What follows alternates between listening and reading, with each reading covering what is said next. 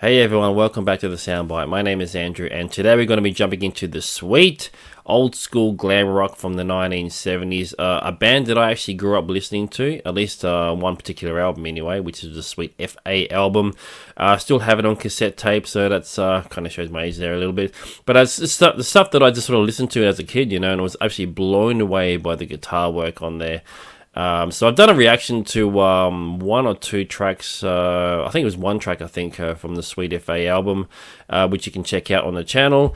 But I thought I'd check this out. This is a new one for me. This is a song called Hellraiser.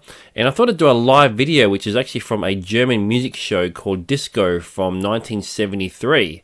So I thought I'd check it out. I've never actually seen any live performances of the Sweet before.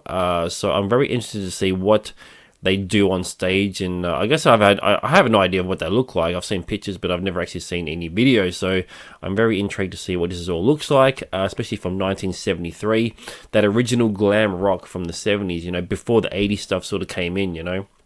The Sweet were kind of right there, and like I said, just the guitar work was just amazing. This version apparently features the original lineup, so Brian Connolly, Andy Scott, Steve Priest, and Mick Tucker on the drums there. So this is going to be a very cool song. This was actually a suggestion from a Craig Rathbun, who's actually made a suggestion for a couple of tracks in the past, so thank you very much to that, Craig, and I will definitely check out more of your stuff that you've suggested. This is one from the Sweet, Hellraiser. Let's go.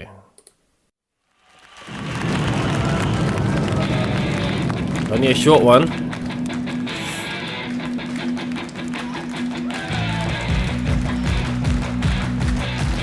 Now, it was commented about this song being like Motley Crue's Kickstart My Heart, and I'm hearing it immediately.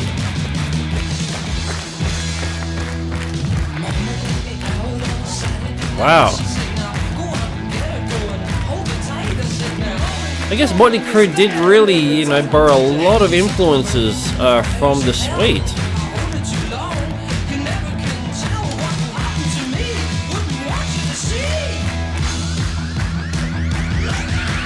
Getting fancy on the drums there. What is going on here with the stage? There's so many people on stage there with them.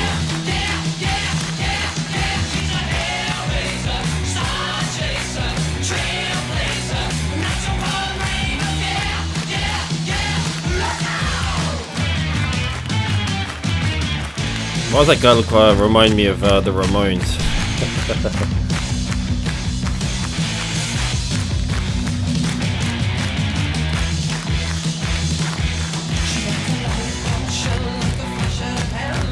Wow. Yeah, this has definitely got a lot of that Kickstart My Heart vibes about it. That main riff, obviously, that I'm assuming Mick Mars wrote the song on the main riff, unless it was Nicky. I wonder if they did pull that off from this. You know, bands borrow stuff from other bands all the time, you know, so it's not surprising. But that and the other reference, the Friday Night lyric line from... it kind of just like stood out to me as like, wow, that's, you know, what Motley Crue sang, and then obviously, you know, the Sweet obviously predate Motley Crue, so you know, it makes sense because obviously Motley Crue being a glam rock band and obviously the Sweet being sort of like ahead of them, you know, in time.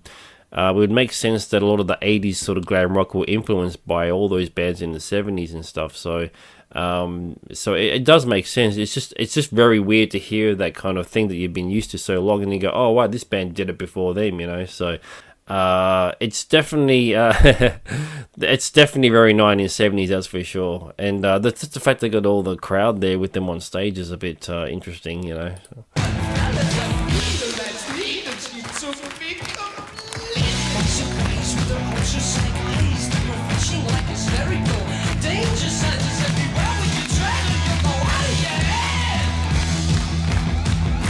Very outlandish, like, costumes or whatever you want to call it.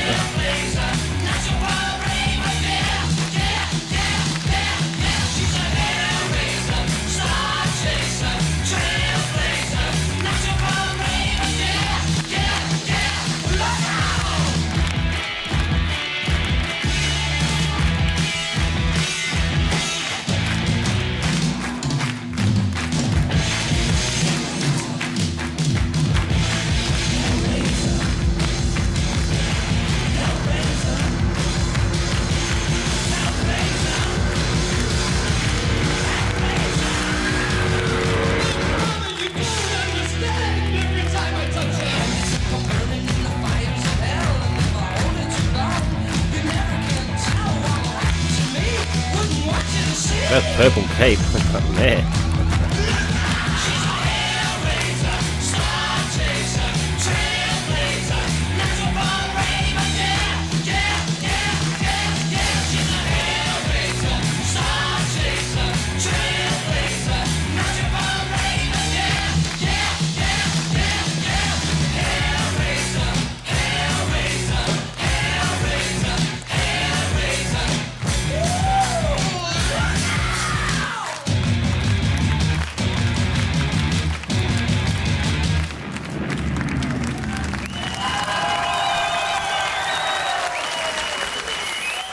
So no spectacular guitar solos in that one, but I find it interesting that the crowd is literally just clapping along with the entire performance, was that a thing in the 70s as far as like these TV shows and stuff, live performances?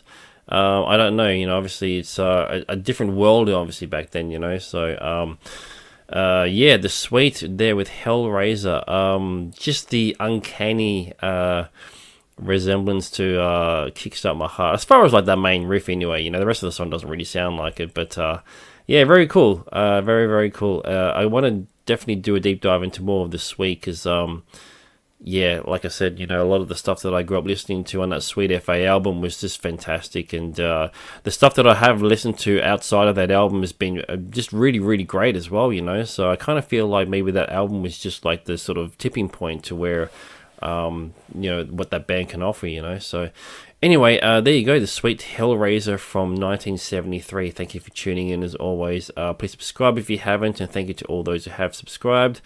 And yeah, it's been a fantastic 12 months, checking out all this great music and stuff, and kind of revisiting some bands that I forgot about, and kind of doing a bit of a deep dive into all these great bands, new and old and stuff. I love it all, really. It's I don't want to be stuck into kind of just doing one kind of thing, and it's a very easy sort of trap to fall into, but I try to kind of keep an open mind and try to listen to as much stuff as I can, and definitely going back, back in time, listening to some older stuff that just didn't come across my my way, is definitely something that I want to do. There's so much music out there, I mean, as much as music is sort of quite huge now as far as like the amount of it, there's so much stuff back in the day that it's just impossible to to check out.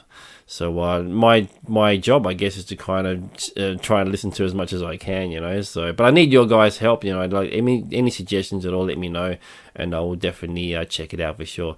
Anyway, thank you for tuning in as always, like I said, and I will see you in the next video.